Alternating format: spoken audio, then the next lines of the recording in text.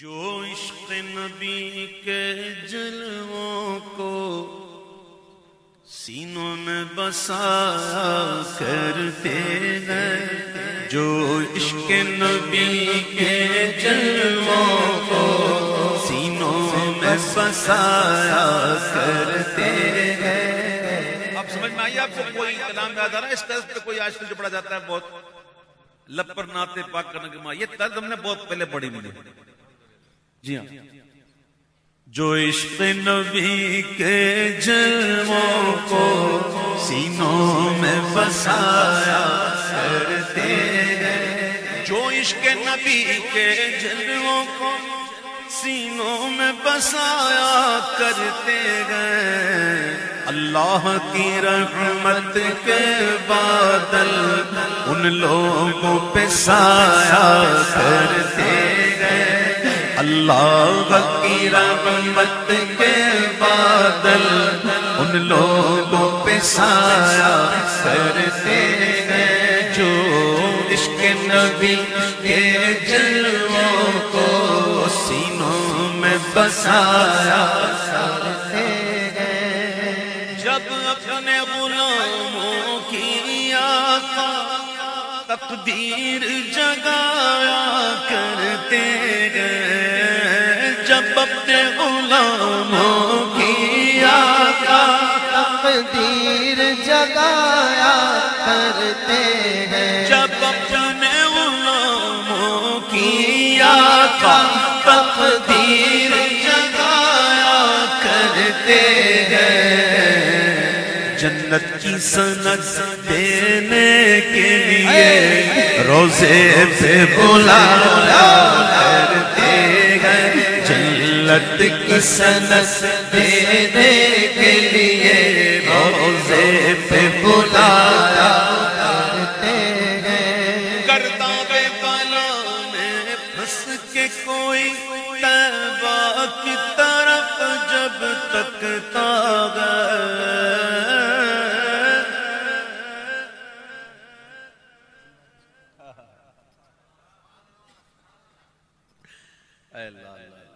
کیا کمال کا ایک بلال بھائی جو ہے نا ہمارے ماشاءاللہ، یہ مجھے کہہ رہے ہیں کہ وہ جملہ ذرا دوبارہ کہہ رہے ہیں۔ یقین کریں کبھی کبھی کسی سے سنتے ہیں نا وہ عجیب سی بات سن جاتے ہیں۔ ایک دفعہ جہاز میں سفر کر رہے تھے اور موسم خراب تھا اور جہاز نے جو ہے نا وہ اوپر نیچے ہونا شروع کر دیا بہت زیادہ، یعنی ایکسٹرا آرڈنری، تو سارے لوگوں کی چیخیں نکل گئیں اور لوگوں نے کلمہ پڑھنا شروع کر دیا۔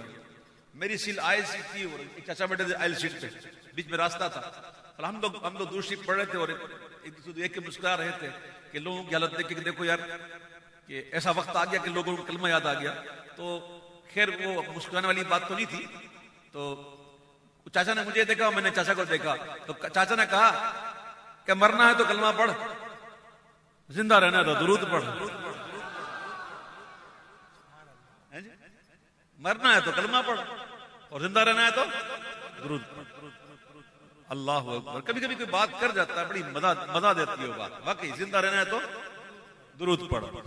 گرداب بالا میں پھنس کے کوئی طیبہ کی طرف جب تکتا ہے، سلطان مدینہ خود آ کر کشتی کو تیرایا کرتے گئے، سلطان مدینہ خود آ کر کشتی کو تیرایا کرتے ہیں۔ حزب البحر پڑھتے ہیں، کبھی پڑھنے والے پڑھتے ہیں نا حزب البحر شریف، وہ کب لکھی گئی، کس نے لکھائی، کس کے کہنے پہ لکھی گئی، کون آ کر کہہ رہا تھا کہ یہ پڑھ؟ سرکار مدینہ خود آ کر کشتی کو تیرایا کرتے گئے، جو عشق نبی کے جلووں کو سینوں میں بسایا کرتے ہیں۔ اور شعر یاد ہے کسی کو؟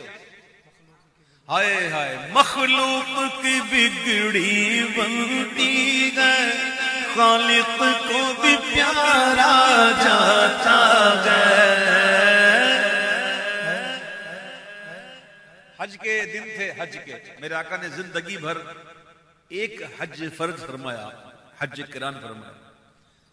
عرفات کا میدان تھا، حضور رو رو کے دعائیں کرنے تھے اور اللہ سے مانگ رہے تھے اللہ میرے امت پر کرم فرما اور میری امت سے راضی ہو جا اور ان کی بخشش کر دے، اپنے حق معاف کر دے، جو حج کرے اس پر یہ کرم ہو جائے کہ اس کے ایسا کرم کر دے جو حج کر لے نا تو عرفات میں آئے نا تو تیرے سارے حق معاف ہو جائیں اور تیرے بندوں کے حق بھی معاف ہو جائیں۔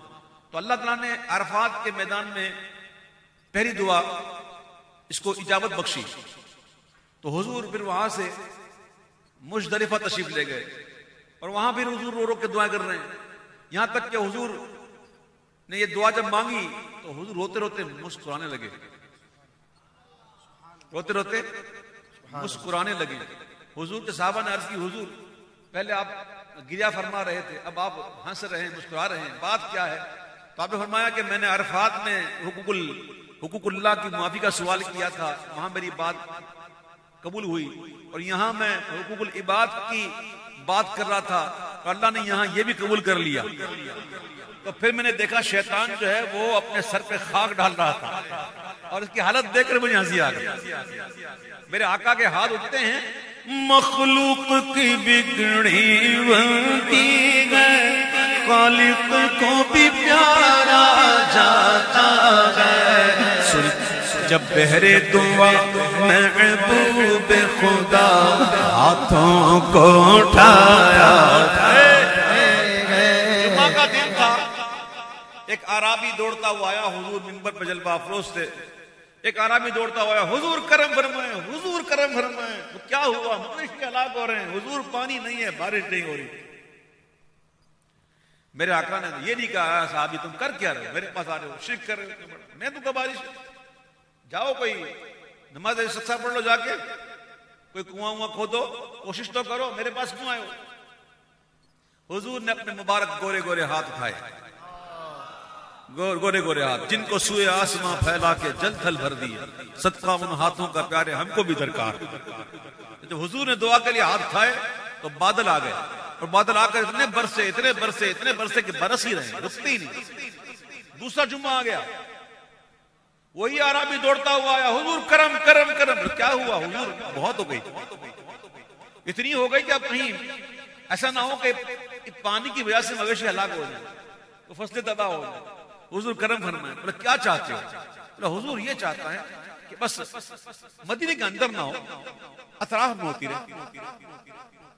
صحابی کا عقیدہ تو دیکھو نا یار، کیا کیا مانگتے ہیں حضور سے۔ حضور ایسا کرم فرمائے کہ مدینے کے اندر نہ ہو، اطراف میں ہوتی رہے۔ تو حضور نے پھر دعا کی اور انگلی اٹھائی، اللہم حوالینہ ولا علینا، کہ اللہ ہمارے ارد گرد ہو، ہم پر نہ ہو۔ تو پھر ہوا بھی یہی کہ مدینے کے اطراف میں بارش ہو رہی ہے، مدینے کے اندر نہیں ہوئی ہے۔ مخلوق کی بگڑی بنتی ہے، خالق کو بھی پیارا جاتا ہے، سلطان مدینہ بغیر دعا، جب بغیر دعا محبوب خدا ہاتھوں کو اٹھایا کرتے ہیں، محبوب خدا جب بغیر دعا ہاتھوں کو اٹھایا۔ اے دولت عرفان کے منگتوں، اس در پہ چلو جس در پہ صدا، اے دولت عرفان کے منگتوں۔ کیا بات کہی ہے، اے دولت عرفان کے منگتوں۔